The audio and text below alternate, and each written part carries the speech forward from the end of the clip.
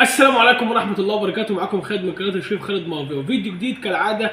طبعا بعد غياب بقالنا فترة كبيرة ما نزلناش فيديوهات، ولكن حبينا نبقى أول ما هنبدأ ننزل فيديوهات هنعمل لكم زي نظام سلسلة للناس المبتدئين في مجال المطاعم أو في مجال مجازر الدواجن. الناس اللي هي حابة تتعلم معانا تتابع السلسلة ديت. هنعمل زي نظام كورس أونلاين، ولكن هيكون ببلاش مش بفلوس.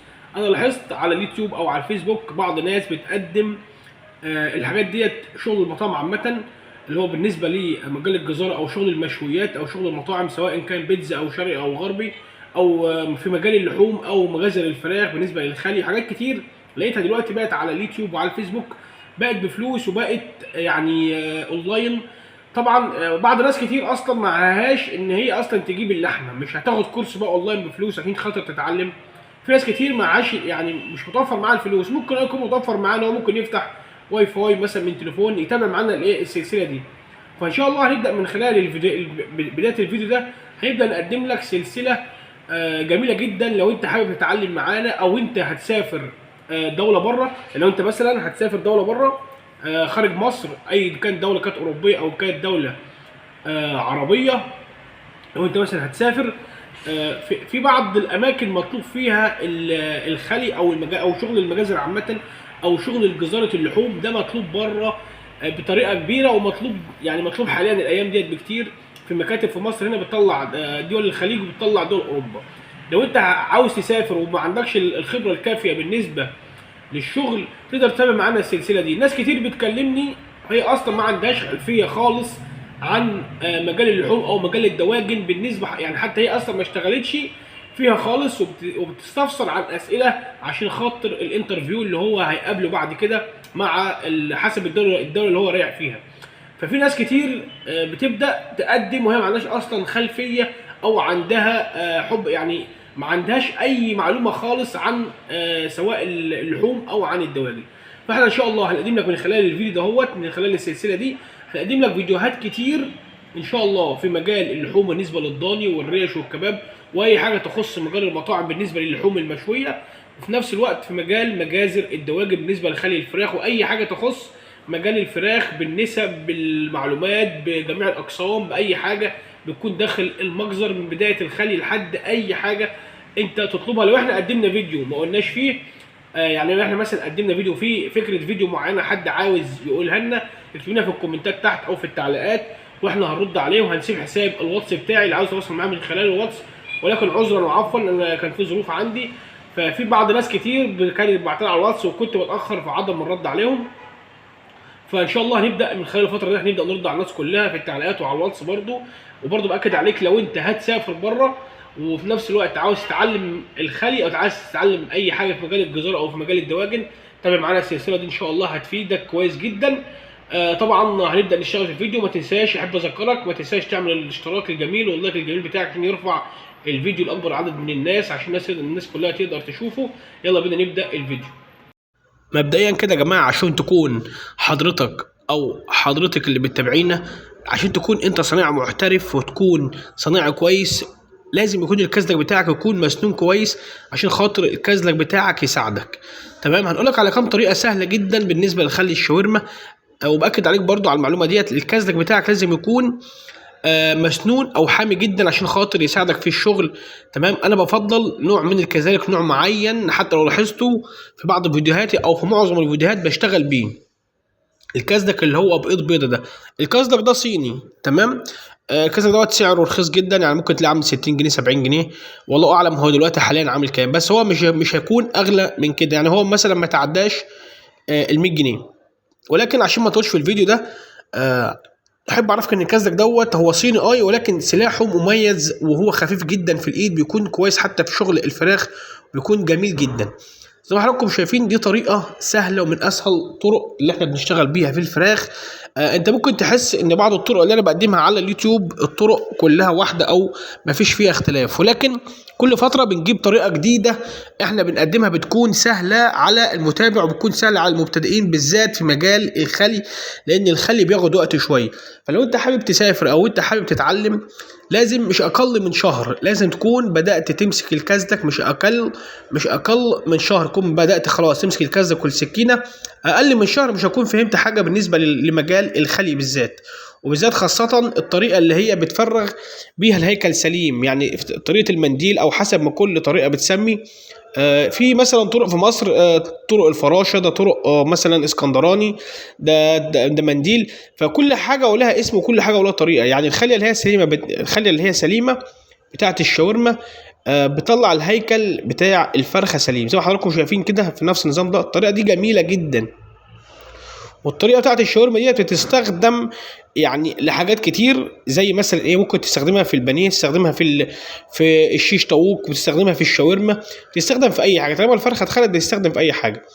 بصوا الطريقه دي طبعا غير الطريقه الاولانيه. الطريقه ديت زي ما حضراتكم شايفين بتشد على الظهر كده خط طبعا بالراحه. واهم حاجه يا جماعه في الخلي لازم تكون انت مركز كويس في دقات بسيطه في الشغل او في المفاصل بتاعه الفرخه، بتسهل عليك حاجات كتير جدا. يعني انت ممكن تكون شايفها بسيطه بس لما تيجي تشتغل يعني بتحس ان انت تايه. يعني ممكن تحس ان الموضوع سهل بس لما تيجي تشتغل تحس ان الموضوع صعب.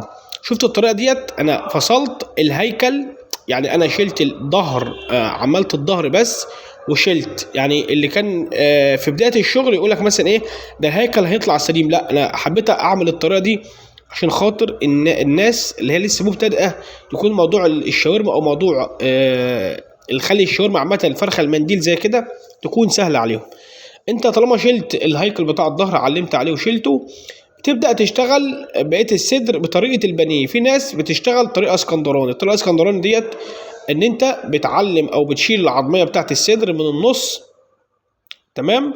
وفي ناس بتخلي فراشة بتطلع الهيكل بتاع الصدر سليم، وفي ناس بتخلي الفص غير الفراشة غير الطريقة الاسكندراني. ولكن هي في النهاية كده كده بتوصلك برضو للبانيه، ولكن احنا بنجيب لك اسهل طرق. انت طالما ايدك مشيت في الكازلك ومشيت في الشغل، هتبدا ان انت بعد كده هتبدا مع الوقت تتعلم طريقه واثنين وثلاثه. زي ما حضراتكم شايفين ادي الفرخه اهيت بتكون الصدر بانيه، الوراك شيش، تستخدم شاورما، تستخدم كل حاجه. في طريقه تانية، يعني الطريقه دي مثلا مختلفه تماما عن الطريقتين اللي انا عملتهم الاولانيين. ولكن انا عايزك بس تركز في الفيديو كده بالراحه عشان برضو ما اقعدش اتكلم في الفيديو كله. عايزك تركز في الفيديو مره واثنين وثلاثه في الطرق. انا بعلم من تحت على الورك، بدات اشد خط على الظهر، يعني العلامه اللي هي على الورك ديت بنعلم من ناحيه ومن ناحيه، بتسهل عليك فيما بعد. يعني ممكن يكون اصلا في صناعيه بتخلي دي اخر حاجه، طب انا ليه عملتها الاول؟ فيما بعد بتسهل عليك. بتبدا ان انت تشد خط على الظهر كده بحيث تفصل الجلد الشمال عن الناحيه اليمين، تمام. بتبدا تلم لحم الرقبه، بتبدا ان انت شلت على اللي هي الشوكه ديت، نزلت بالكاسدك في مفصل الجناح زي ما حضراتكم شايفين كده، فصلت عظمه الورك. فكل ده سهل اهو، تمام. تبدا تخش على العظمه بتاعه الصدر او على الشوكه بتاعه الصدر. الناحيه التانية بتمشي كاسدك بالراحه، تاخد اللحمه اللي هي بتكون في الورك او في الفخده بتاعه الورك، او خلعت فصلت الورك عن العظم. بتعلم ازاي، شفت خدت بالك من اللمسات دي؟ اللمسات دي كويسه جدا وبتلم معاك لحمه وما بتهدرش. ولكن برضو احب اكد عليك الطريقه المناسبه معاك او تحس ان هي سهله، ولكن انا بفضل الطريقه الاولانيه دي. ده هيكل سليم اهو زي ما حضراتكم شايفين، ده الهيكل سليم. في طرق تانية احنا بنشيل ظهر الهيكل بس وبنكمل الصدر بطريقه البانيه. لو خدت بالك ده الهيكل سليم صح. الطريقه اللي قبل ديت احنا شلنا الظهر خالص وفتحنا الصدر وكملناه يعني طريقه اسكندراني اكنك هتخلي بانيه عادي. كل حاجه الفكره كلها ان هي يعني بتوصلك للفرخه في الاخر منديل. احنا بنحب نجيب لك التكات ديت بحيث نسهل عليك، هي دي الفكره. هنعيد الطريقه دي تاني، بص معايا بالراحه كده. شفت انا بعلم على الورك ازاي، الناحيه دي والناحيه دي. بدات تشد خط مثلا كده اهو زي ما حضراتكم شايفين. الخط ده بيفرق معاك فيما بعد، حاجه بسيطه ولكن بتفرق معاك فيما بعد. بص بقى انا لميت اللحمه اللي على الرقبه، بص وانا راجع بايديا كل ناحيه لوحدها اهو. فصلت عظمه الورك خلاص كده. ادي الشوكه بتاعت الجناح بينت عليها بصبعي اهو، نزلت في مفصل الجناح. لازم مع الوقت، يعني انت لو حابب تتعلم وفي فرصه عمل ليك او طالع على مجزر مش اقل من 20 يوم او شهر بحد اقصى، تكون ماسك كازلك في ايدك او سكينه في ايدك شغال بيها زي ما حضراتكم شايفين اهو. انا بفضل الطريقه دي الناس المبتدئين في مجال الخلي او في مجال الجزاره او في ان انت حابب تتعلم لنفسك يعني مش اكتر. شفت بقى الظهر ده من الهيكل السليم، دي طريقه ودي طريقه، ولكن هما الطريقتين بيؤدوا الى الفرخه برضو المنديل في الاخر. ولكن انا بفضل دي اسهل، بتقوم عامل الفتحه كده، ودي كمان اسهل وبتحافظ على الصدر افضل. الموزه او الاستريبس اللي هو بيكون في الصدر، ماشي، ده ما بيتهريش، بيفضل متحافظ عليه. الطريقه ديت مميزه في كده، هي طويله شويه عن الطريقه الاولانيه، ولكن هي مميزه ان هي بتحافظ على صدر الفرخه. الشوكه دي بقى في ناس بتنساها اصلا وناس ما بتشيلهاش، فدي اسهل مما تتخيل. بص الورك بقى، تفتح كده. بفضل الكازدك الابيض ليه؟ الكازدك الابيض صين، انا اكدت عليك برضه ان هو ممكن يكون صناعه صيني، مش حاجه مستورده او حاجه فخمه، بس انا بحبه خفيف وسلاحه بيكون كويس، بيمشي على المستحد، بيكون حامي جدا. الورك التاني اهو،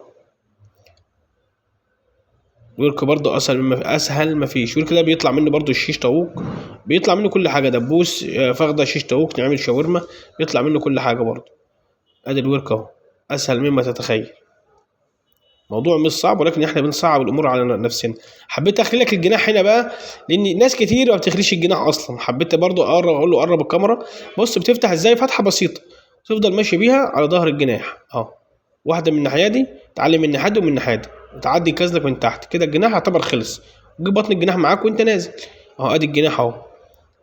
تمام. احنا حبينا برضو ناكد عليك في اخر الفيديو ان ناس كتير عامله بتعمل الحاجات الاونلاين دي بفلوس، ولكن انا حبيت اذكرك في نهايه الفيديو فضلا وليس امرا، لو انت لسه ما اشتركتش في القناه اشترك في القناه وتفعل زر الجرس عشان يوصلك اشعار بكل فيديو جديد. اتمنى يكون الفيديو عجبكم.